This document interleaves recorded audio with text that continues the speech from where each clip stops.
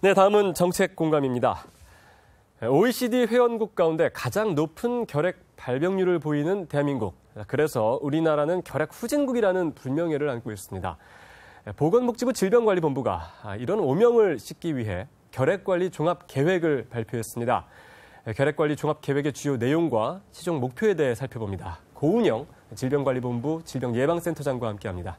안녕하십니까? 네, 안녕하세요. 자, 센터장님, 먼저 결핵관리 종합계획 발표를 하셨는데 네네. 결핵이 무슨 병인지부터 한번 살펴봐야겠습니다. 어떤 병입니까? 네, 결핵은 결핵균에 의한 감염병입니다. 대부분 호흡기로 전파가 되고요. 신체 여러 부분을 침범할 수 있지만 대부분 폐결핵으로 발병을 하게 됩니다. 주 증상은 기침이고요. 식욕부진이나 발열, 체중 감소 등이 있습니다. 전염성 있는 결핵 환자 접촉하시게 되면 만약 100명이 접촉하시면 그중에 30%가 감염이 되고 이 중에 10%가 결핵으로 발병을 하게 됩니다. 아, 그렇군요. 자, 사실 결핵이 예전에 많이 발병했었던 걸로 사실 우리 어렸을 때 기억이 나거든요. 크리스마스 때 실도 결핵 환자를 위한 어떤 그런 모금도 있었고. 그런데 요즘 우리나라 결핵 환자 발생 현황은 어떻습니까? 네, 작년 신고 현황을 보면 28,161명이 신고가 됐습니다. 네. 2011년에는 39,000여 명이 신고됐고 2016년까지 약 3만 명대로 신고가 됐었습니다. 그렇기 때문에 작년에 처음으로 2만 명대로 감소하게 된 것입니다. 그렇지만은 OECD 국가에서 우리나라가 가장 높은 결핵 발생률을 보이고 있습니다. 그래서 2016년 통계에 보면 인구 10만 명당 77명 수준입니다. 그렇군요. 네. 신생아 때 이 결핵과 관련한 예방 접종을 하지 않습니까? 그렇다면 예방 접종을 했음에도 불구하고 결핵이 이제 발생할 수 있는 건지 궁금하고, 그리고 결핵이 발생하는 어떤 주 연령층이 따로 있습니까? 네, 우리나라에서는 모든 신생아에 대해서 BCG 예방 접종을 권고를 하고 있거든요. 근데 이 BCG 예방 접종은 결핵균 감염을 완전히 예방하는 것이 아니고요. 영유아나 소아에서 중증 결핵으로 발병하는 것을 예방합니다. 그렇기 때문에 BCG 접종을 받으셨다 하더라도 결핵 환자하고 접촉하게 되면 결핵이 발병하실 수가 있습니다. 그리고 주요 연령을 보면은 이제 접촉이 많아지는 연령대가 15에서 19세입니다. 그렇기 때문에 15에서 19세에 증가하기 시작해서 25에서 29세 청년층에서 소피크를 먼저 이룹니다. 네. 그 이후에 쭉 발생하다가 65세 이상에서 또 급격히 증가하게 됩니다. 그래서 65세 이상 연령층에서 신환자의 한 42%가 발생하고 있습니다. 그렇군요. 그래서 두 번의 피크가 있다고 생각하시면 됩니다. 젊은 층, 그다음에 65세 이상 노령층입니다. 예. 사실 우리나라에서 이제 결핵 환자 아까 조금 전에 감소한다고 말씀해 주셨는데 이제 감소 추세에 있지만 결핵 위험 요인은 뭐 증가할 수도 있다고요? 네, 말씀드리겠습니다. 아까 말씀드린 것처럼 2011년부터 16년까지 연평균 한 5.8%씩 감소를 했습니다. 예. 그렇지만은 지적하신 바와 같이 인구 고령화로 노인분들의 결핵 환자가 증가할 수 있고 또 국내 유입 외국인 분들이 증가할 수 있기 때문에 어떻게 보면 우리나라가 결핵 발생의 위험은 또 증가하는 상황이라고 보시면 됩니다. 네, 아까 말씀하신 대로 연령대 어떤 피크가 두 번 오는데 그 두 번째가 이제 한 65세 이상 노인이기 때문에 그런 부분이 또 문제가 될 수 있겠군요. 네. 자, 그래서 이제 질병관리본부가 결핵관리 종합계획을 발표했습니다. 네. 어떤 내용인지 결핵관리 종합계획이 무엇입니까? 네, 이제 결핵으로부터 국민들을 안전하게 보호하는 목적으로요. 결핵예방법 제5조에 따라 5년마다 대책을 수립해서 시행하는 결핵에 대한 종합대책입니다. 네. 그래서 2013년부터 17년까지 1기 결핵관리 종합대책을 시행을 했고요.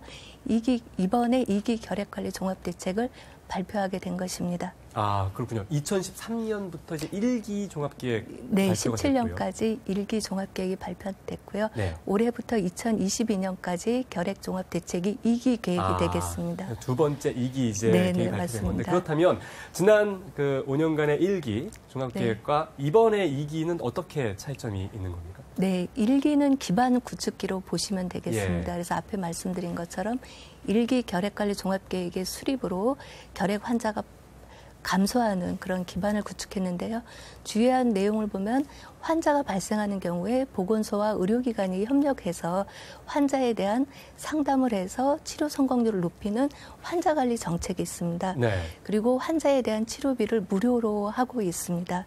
이것이 첫 번째 정책이고요. 두 번째는 환자가 발생하게 되면 주변에 또 환자가 있을 수가 있고 또 추가적으로 결핵이 전파가 될 수 있거든요. 네. 그래서 2013년부터 결핵 조사만을 전담으로 하는 팀을 구성을 해서 학교 등에서 역학조사를 시행을 했습니다. 그래서 작년의 경우에도 한 3,700건의 역학조사를 해서 14만 명을 조사를 했습니다. 예. 즉, 1기는 환자가 발생하면 환자에 대한 관리와 지원, 그다음에 주변에 대한 조사가 가장 큰 특징이 되겠습니다. 그렇다면 2기 같은 경우는 1기 기반 위에 집중적으로 투자하는 기간이 되겠습니다. 그래서 그간 미진했던 노인하고 외국인에 대한 결핵 검진을 강화하고 그다음에 취약계층 결핵 환자분들이 있습니다. 네. 이분들에 대한 지원을 강화하고 또 하나가 굉장히 중요한 부분이 결핵 퇴치의 획기적인 수단이 연구 개발입니다.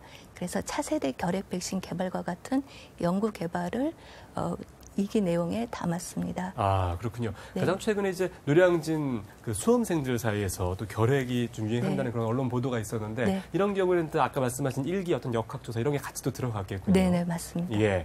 자, 그렇다면 이번 2기 결핵관리 종합계획의 최종 목표는 결핵 환자를 절반으로 낮춘다라는 네. 겁니다. 그럼 이를 위해서 어떤 방법들을 가지고 계신지 여쭤보죠. 네, 지금 저희가 다각적인 방면으로 대책을 만들었는데요. 네. 크게 4개의 분야가 있습니다. 첫 번째는 조기 검진을 통한 전파 차단, 그다음에 환자분들에 대한 관리와 지원, 세 번째가 연구 개발과 진단, 네 번째가 국내외 협력 체계 구축입니다. 예. 그래서 총 12개의 세부 계획을 수립을 해서요. 2016년에 인구 10만 명당 77명인 결핵 발생률을 2022년에는 40명까지 줄이겠습니다. 네. 4가지 4대 분야에서 12개 네. 세부 추진 과제 네네. 하나하나 이제 진행이 될 텐데 좀 중점 추진 방안을 자세히 한번 짚어보겠습니다. 네네. 아무래도 결핵, 뭐 모든 질병이 마찬가지지만 예방 제일 중요하지 않습니까? 어떤 네네. 계획들을 가지고 계십니까? 이제 첫 번째는 조기 발견을 통한 전파 차단입니다. 네. 저희가 이제 인구 고령화로 노인분들의 결핵이 증가할 수 있기 때문에 결핵 발생률이 높은 지역을 대상으로 해서 지방자치단체와 협력해서 노인분들에 대한 결핵 검진을 강화하겠습니다. 두 번째로는 외국인 분들이 밀집해서 거주하는 지역이 있습니다. 이 지역에서 외국인 분들을 대상으로 한 결핵 검진하고 잠복 결핵 검진을 강화하겠습니다. 그리고 마지막으로는 영유아나 그다음에 환자 등 감염 취약하신 분들을 자주 접촉하는 직업군이 있거든요. 네. 방과 후 교사나 간병인 같은 분들이 있습니다. 그래서 그분들에 대한 결핵 검진 체계를 만들어서 결핵 검진의 사각지대를 없애겠습니다. 예. 자, 지금 말씀하신 부분은 이제 결핵의 조기 발견과 네, 예방인데 네. 그렇다면 이제 이미 질병에 걸리신 그런 분들에 네. 대한 치료 그리고 또 네, 네. 지원은 어떻게 되는 겁니까? 네, 이제 앞에서 말씀드린 것처럼 저희가 보건소와 민간 의료기관이 협력해서 결핵 환자를 관리하고 지원하는 체계가 있습니다. 예. 그런데 이 부분에 대한 인력을 단계적으로 확대해서 환자 관리를 더욱 강화하도록 하겠습니다. 그리고 또 하나는 이제 환자분이 오시면 맞춤형으로 사례 상담을 해서 거기에 필요한 지원을 해드리는 맞춤형 지원을 해드리고요. 그다음에 노숙인 등 취약계층이신 분들한테는 주거나 돌봄 서비스를 같이 병행을 하고자 합니다. 즉 보건과 복지와 의료가 같이 연계된 지역사회 기반의 통합형 결핵 환자 관리 모형을 만들겠습니다. 네.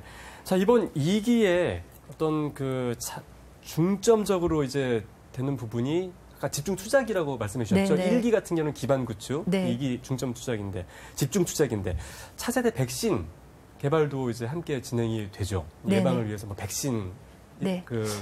연구가 되는데 이런 부분들은 어떻게 진행이 됩니까? 네, 저기 WHO에 의하면은요, 이제 차세대 결핵 백신과 같은 새로운 수단이 개발이 되면 네. 연평균 결핵 환자가 17%씩 감소할 수 있다고 합니다. 예. 그래서 어떤 획기적인 진단제나 치료제 백신의 개발이 결핵 퇴치에 굉장히 중요한 수단이라고 얘기를 하고 있습니다. 그래서 우리나라에도 결핵 치료제, 진단제에 대한 연구 개발을 지속을 하고요. BCG 백신의 국산화를 위한 노력도 하고 차세대 결핵 백신을 위한 기반 연구하고 임상 연구 등의 지원을 강화할 계획입니다. 네, BCG 주사 하면 사실 어렸을 때 불주사라고 하는데 네. 굉장히 아팠던 걸로 기억이 나거든요.